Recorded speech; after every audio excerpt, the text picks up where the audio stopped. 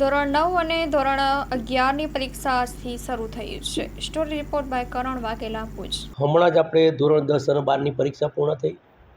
હવે ધોરણ 9 અને 11ની પરીક્ષા આજથી એટલે કે 7મી એપ્રિલથી શરૂ થાય છે અને વચ્ચે ઘણી બધી રજાઓ હોવાથી આપણી જે પરીક્ષા 23 તારીખે પૂર્ણ થશે. 23 તારીખ પછી આપણે પરિણામ પત્રક તૈયાર કરવા અને રિઝલ્ટ આપવાની કામગીરીની સાથે આ વખતે અમે ખાસ ઝુંબેશ સ્વરૂપે સરકારી સ્કૂલોના અંદર વિદ્યાર્થીઓનો વધુમાં વધુ પ્રવેશ થાય એ માટેનું અમે કેમ્પેન કરવાના છીએ.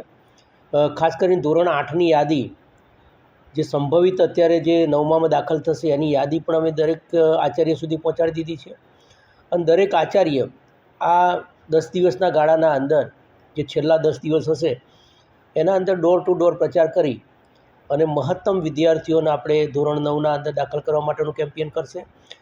ખાસ કરીને બે મહત્ત્વની આપણી યોજનાઓ નમો લક્ષ્મી, નમો સરસ્વતી, કે જે ગવર્મેન્ટના વિદ્યાર્થીઓને વિનામૂલ્યે એટલે વિના કોઈપણ પ્રકારની આવક મર્યાદા વિના 50,000 અને 25,000ની સહાય મળે છે. આ યોજનાનો પણ મહત્તમ પ્રચાર પ્રસાર કરી અને વિદ્યાર્થીઓને સરકારી સ્કૂલોમાં દાખલ કરવા માટેનું ખાસ અભિયાન કરવામાં આવશે.